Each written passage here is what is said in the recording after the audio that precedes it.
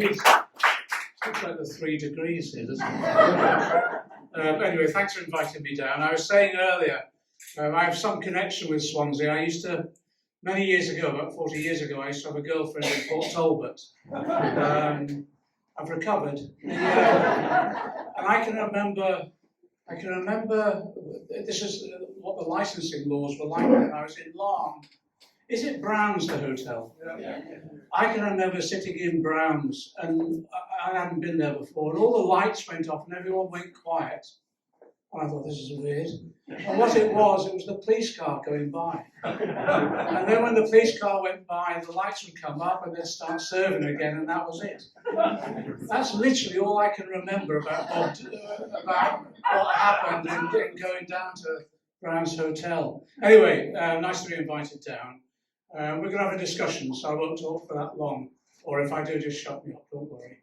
And also, what was said is, Grant and I go back a long way, like back to the 1980s. The work that he's done over the years in terms of local government and then as an MP as well, particularly around the issues in environment, air pollution, raising issues in advance of many of us, to be honest, and I've always respected him for that. Beth and I have worked very closely since she came into Parliament. I just think you should be very proud of her as a local MP, but also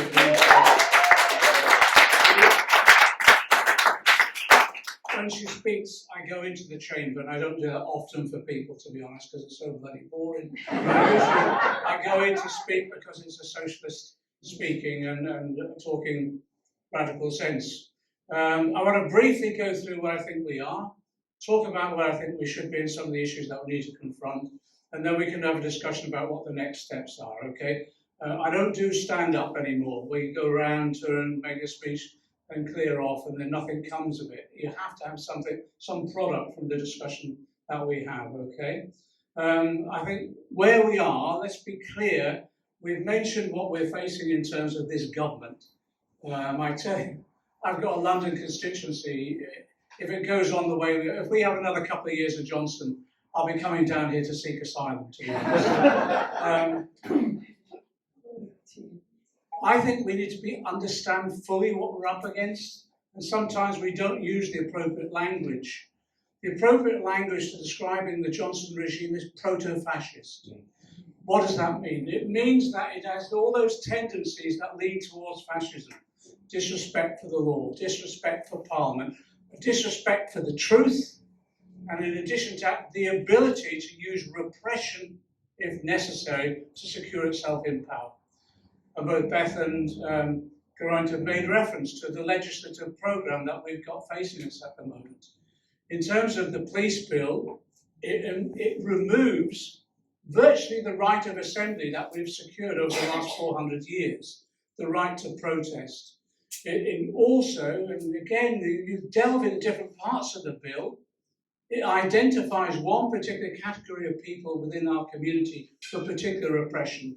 That's the gypsy, robot and traveller community, in the most racist way and offensive way.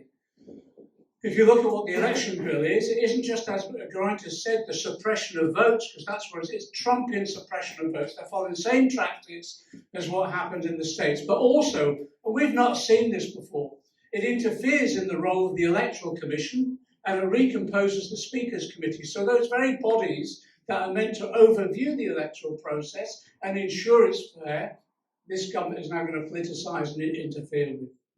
And of course, the nationality bill. I represent a multicultural constituency, large number of people from the Asian subcontinent in particular. My wife is going. They're worried themselves that actually at the whim of Priti Patel, they can become stateless. They can have their citizenship removed. It is dramatic as that.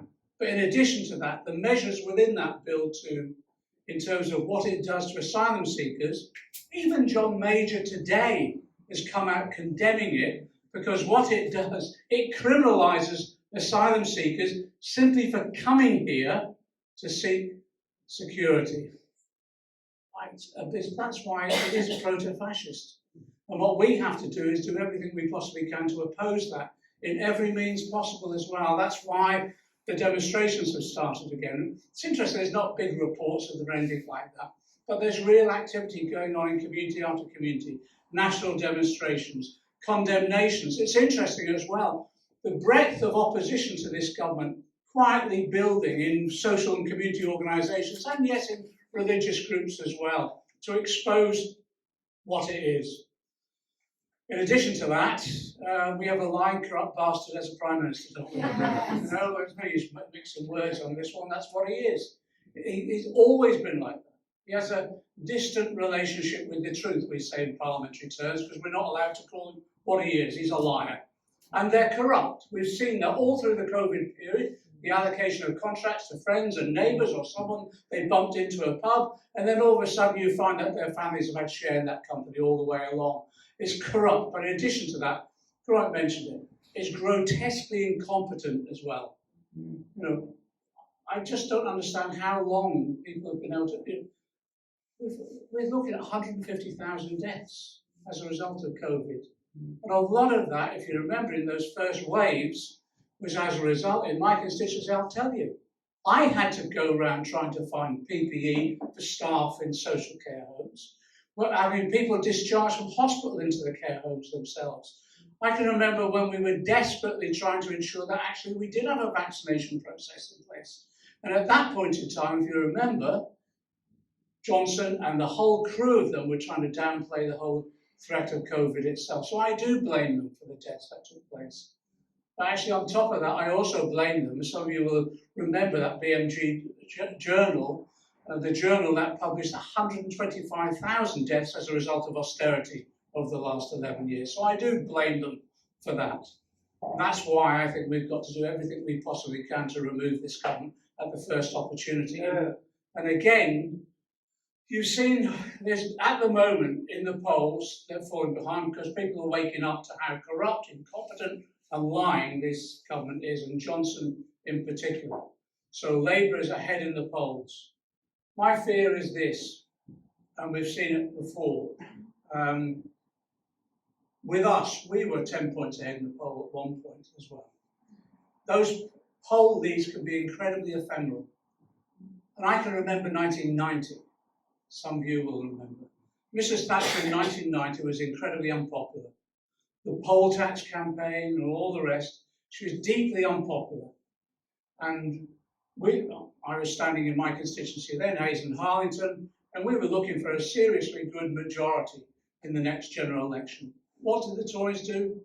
They removed her, and then all of a sudden introduced John Major, who no one had ever heard of. And all of a sudden the polls completely transformed themselves. In '92, when I stood in Hayes, it was a Tory seat, we lost by 54 votes. I know every one of them. I visit them on a regular basis, and ever since, the last 20 years since. But it demonstrated, actually, it's all well and good having opinion poll leads because the Tories are losing votes. What we've got to do is attract them and consolidate them. And at the moment, our poll lead is not based upon a dramatic shift to us yet, partly because people don't know what we're about. So one of our things, what we've got to do now is not just give people a negative reason for voting against the Tories, but a positive reason for voting for us. And that's where we come in. Because what we've got to do now is start talking about the ideas that will inspire for the next election itself, whenever it comes. One of the things you learn lessons in December 19, I think lessons need to be learned from December 19. We lost that election because it was a Brexit election, of course it was. But during that election, we were throwing policy after policy out. But every policy that went out had no impact whatsoever in terms of, because everything was done through the Brexit site, if you like. But one lesson I did learn in December 19, actually, when you throw policy, we were desperate because the election came 2 years in advance of the electoral cycle. We normally would have another 2 years before the next election. But because of Brexit, we had that election then. When you throw policies out like that, what happens is they might be immediately individually popular, but what then happens is that people start losing credibility in you. Or we were desperate at the time. So one of the things I've been saying to Keir and others is I learned the lesson in December 19. Because one of the things you need to do is you need to first of all launch policies, but you need to contain them with the vision of the society that you want to create, and then demonstrate how each of those policies contributes towards that vision. You launch them, you explain them, you rebut the attacks, but then you explain to people what they'll do to them individually and to the whole community as well within their area. That takes time. And what I'm saying now is if we're not careful, we could be in a general election next spring. I'm hoping it's later actually, but it could be next spring. So we're running out of time to present that vision and to present in detail the programme that will lead us into government to create that new society that we want. So that's the job I think that we've got to do as rank and file members of the Labour Party, is encourage the debate within our party about the society we want to create and the policies that will create that society. So that we create, if you like, an intellectual force that is irresistible, because you need to be on the doorstep explaining those policies. And in that way, I think we can secure a Labour government with a reasonable majority that will ensure that we implement those policies within the lifetime of one parliament, but most probably more importantly, because of the threats that we face, particularly with regard to climate change, more than one parliament, a decade in power to enable us to turn things around. These are some of the ideas I think we need to put forward. I think we need to recognise what we're up against. Grotesque levels of inequality. We had a debate on Monday, as Beth has said. We were working on the basis of the Joseph Rowntree report that had been published recently. 8 million households living in poverty, working households, 8 million. 4 million children and plus living in poverty. 2.1 million pensioners, over 4 million disabled people. And words are being used now about our society that I've not heard for a long period of time. We're not just talking about poverty anymore. What Rowntree is talking about now, and was reflected in the UN Rapporteur's report as well, is destitution. We now have families, large numbers, over 1 million in deep poverty / destitution. So what we've got to do is recognise that's the challenge for us.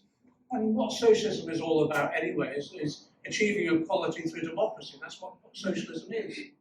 But the other aspect of it, the second challenge, is obviously climate change, as I've said, the existential threat of that.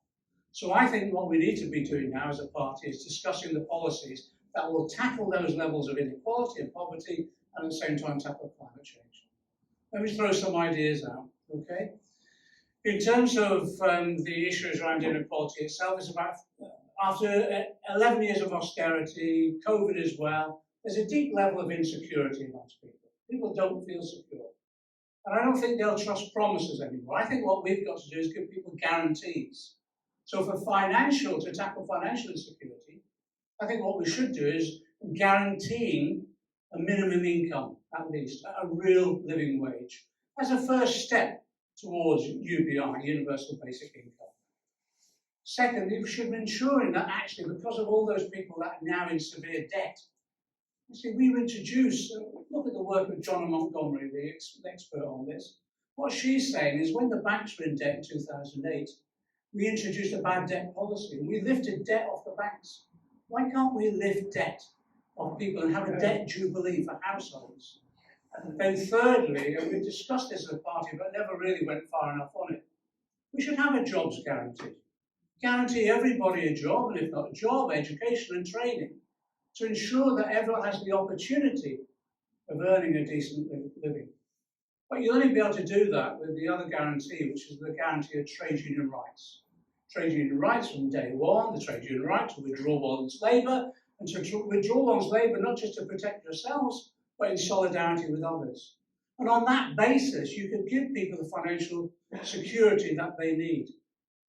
The other aspect, I think, of security that people need is just knowing that they have a decent roof over their heads, they have access to education, a decent environment, healthcare when they need it, and social care as well. And connectivity as well in the world that we now live. So I believe one of the things we should commit ourselves now to is a package of universal basic services.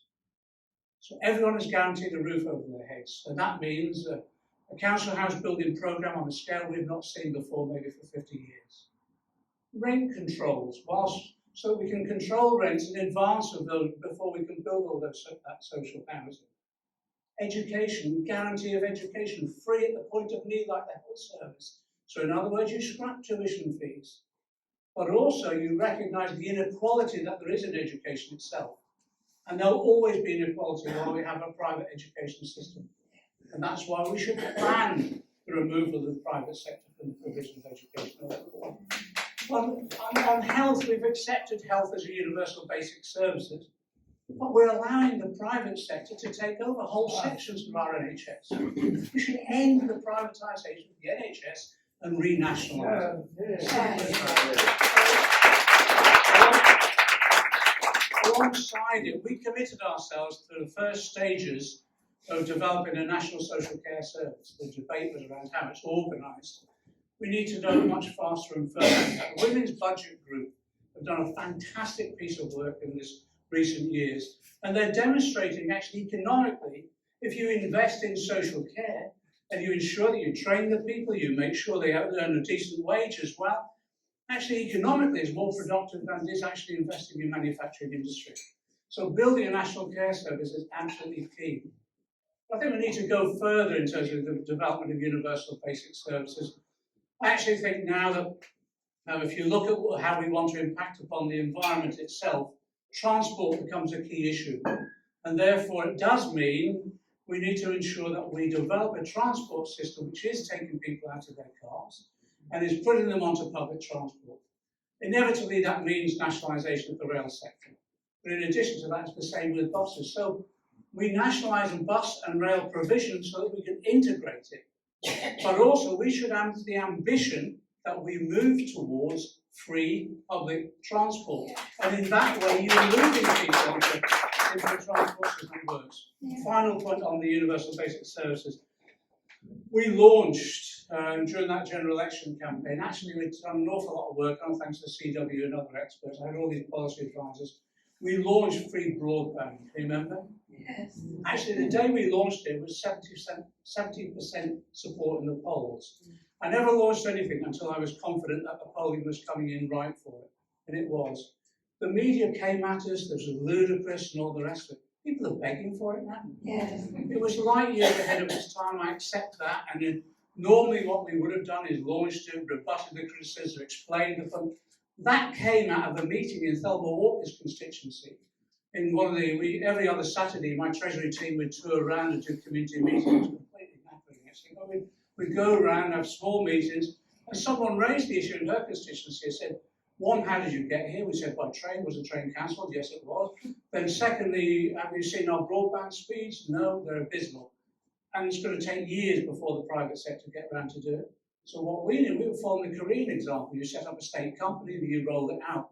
Because the Tories were putting money into it, in private companies. So the idea was that you actually have a universal basic services, you connect up all those areas, but you start with the more difficult areas first. Can you imagine what that would have been like during COVID, when kids needed access to education online?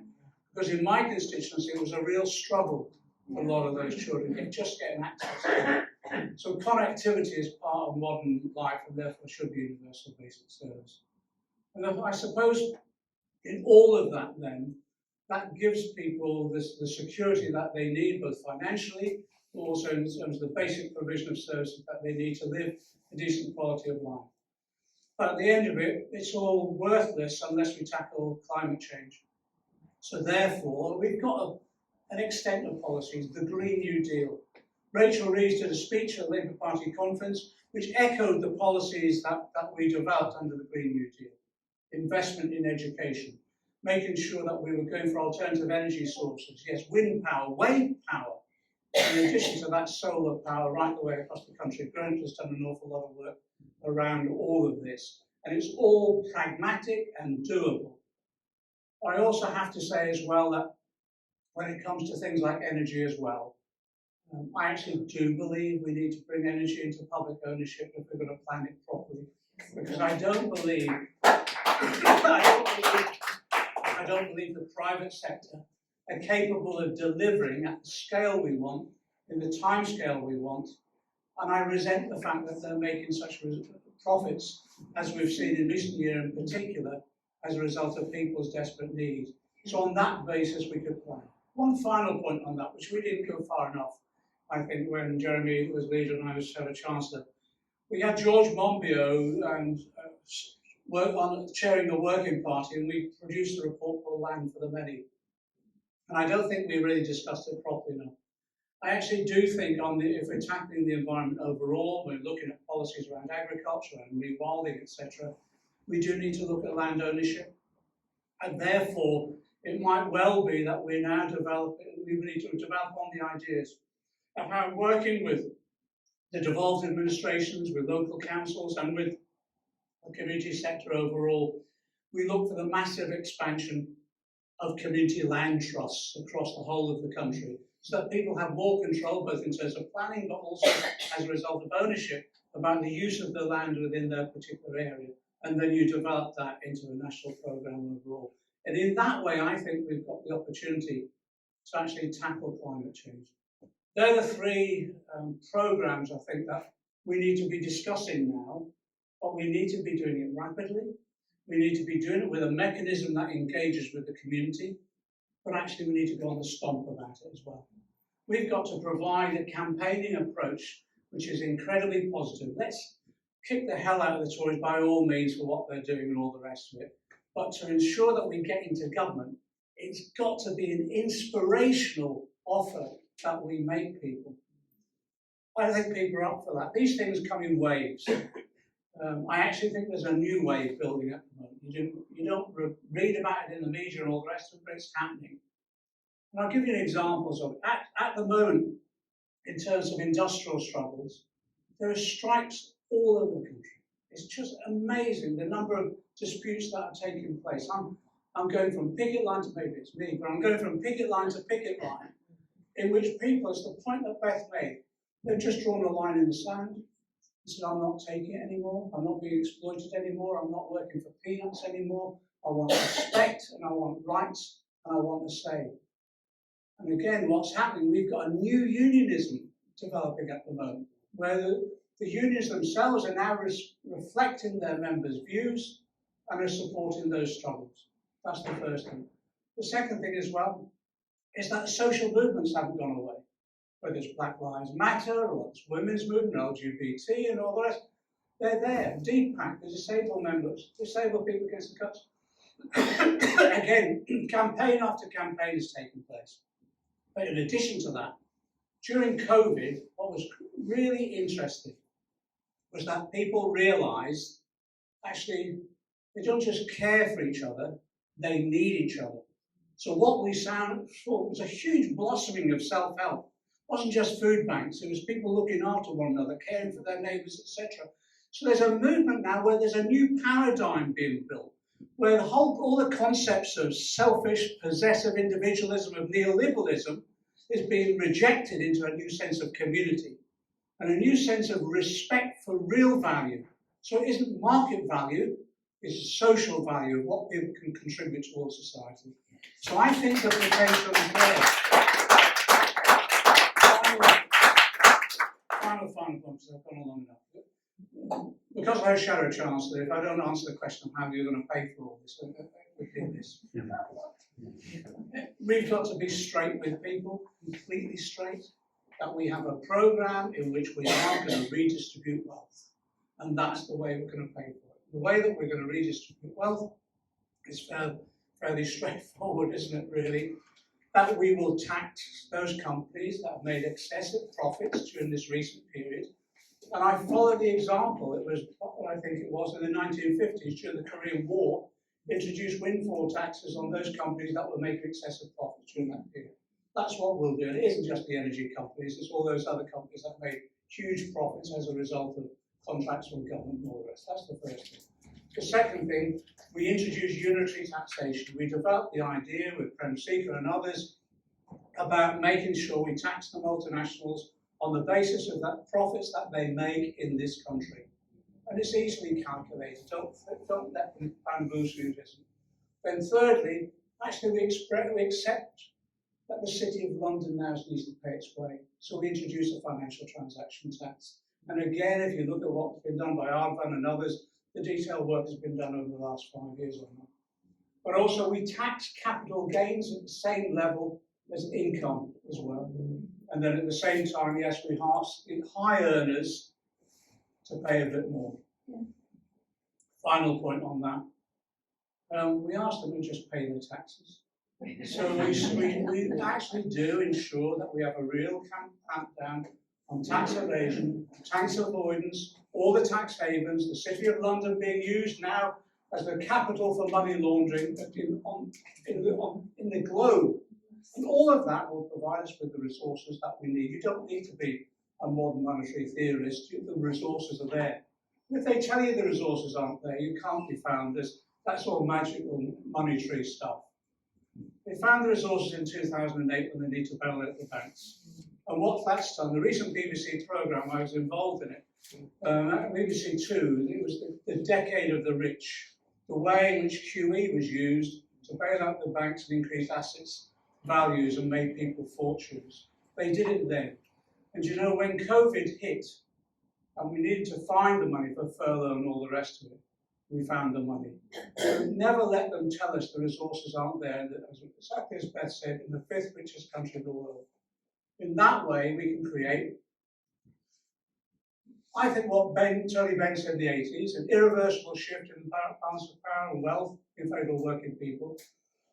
What we said in the 2015, the society we want to create is one that's radically fairer, radically more democratic, radically more equal, based upon a thriving economy which is economically and environmentally sustainable. But this is the difference between us and the Tories, where everybody shares in that wealth fairly.